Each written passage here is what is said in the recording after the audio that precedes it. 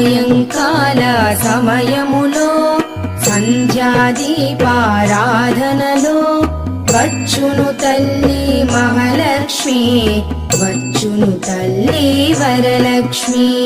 కాళ్లకు గజ్జెలు కట్టింది, మెడలో హారము వేసింది, పిలచిన వెంటనే పలికింది, అడిగినదంతా ఇచ్చింది.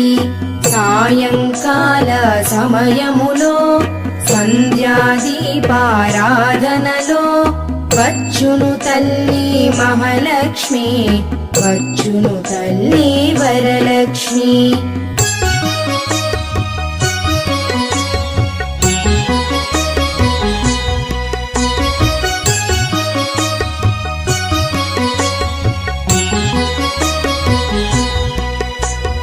ధనములని